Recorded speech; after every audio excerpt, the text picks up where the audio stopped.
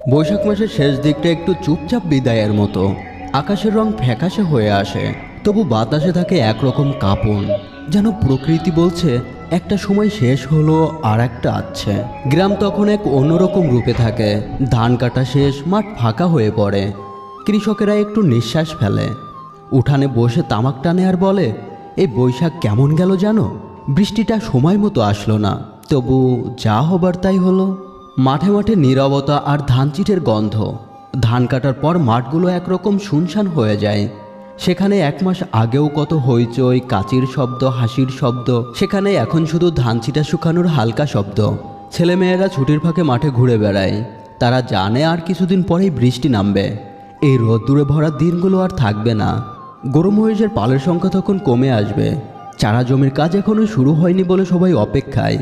মাঠে চড়ানো গরুগুলো যেন ক্লান্ত, তারা শুধু শুয়ে থাকে, আর বাতাসে ঘাসের গন্ধ ছড়িয়ে পড়ে চারিদিক।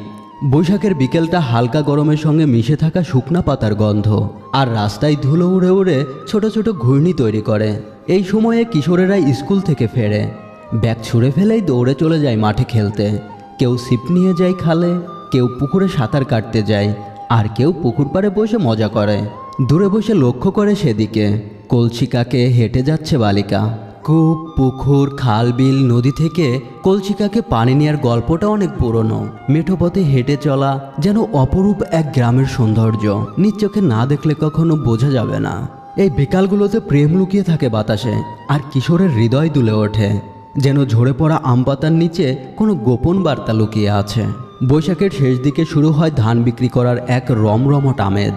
সবার মনেই খুশি, ধান বিক্রি হবে, নতুন কাপড়, নতুন কিছু খাওয়া, নতুনভাবে জীবন পরিচালনা করার এক নতুন স্বপ্ন জাগ্রত হওয়া।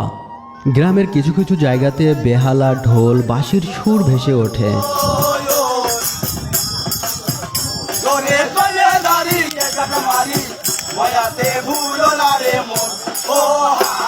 শুরু হয় জারি সারি গানের পালা। বৈশাখের শেষে চৈত্রের ঘ্রাণটা আবার ফিরে আসে, যেন শেষের দিনগুলো পুরনো কিছু স্মৃতি ফিরে আসে। আগে এই সময় কুমোররা হাঁড়ি পাতিল বানাতো, আর বৌছিরা বানাতো পিঠা, তেলে ভাজা, নারিকেল পুলি। এখন হয়তো সব হয় না আগের মতো, তবু ছোটরা অপেক্ষা করে, বাড়িতে কি পিঠা হবে, দিদি কি এবার বানাবে সেই নারকেলের মুড়ো। বৈশাখের শেষ সন্ধ্যা একটু বেশিই নীরব। আকাশে তারারা জ্বলে ওঠে, তবু বাতাসে থাকে বিদায়ের সুর। বৃদ্ধরা বারান্দায় বসে থাকে, চোখ ভরা স্মৃতি, হাতে লাঠি, মনে সেই চাষের হিসাব।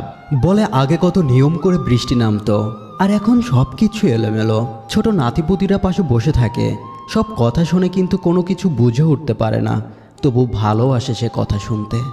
এই সময়টা ক্লান্ত হলেও মন খারাপ হয় না, কারণ এর পরে আসবে আষাঢ়। বৃষ্টি নামবে, নতুন বীজ বপন করবে কৃষক, গরু এবং কৃষকের গায়ে মাখবে কাদা, শুকিয়ে গেলে হয়ে যাবে সাদা। এজন্য এক অপরূপ বৈচিত্র্য ফুটে উঠবে। এত ক্লান্তির পরেও তাদের মুখের হাসি দেখলে পুরো প্রকৃতিটাই যেন হেসে ওঠে। তাদের হাসির সঙ্গে মুখরিত হয়ে যায় চারিপাশ।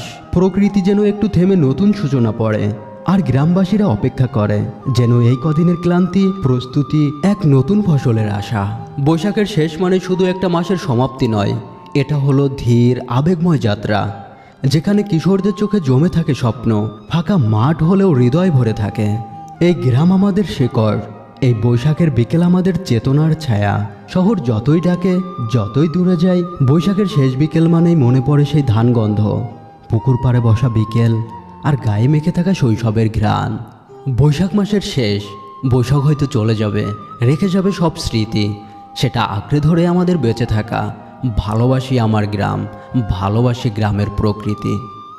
গ্রামের প্রকৃতি ও সুন্দর দৃশ্য দেখার জন্য আমাদের সঙ্গে থাকুন। ভিডিওটি ভালো লাগলে শেয়ার করে প্রিয় মানুষটাকে দেখার সুযোগ করে দিন। সাবস্ক্রাইব করে সঙ্গেই থাকুন। ধন্যবাদ।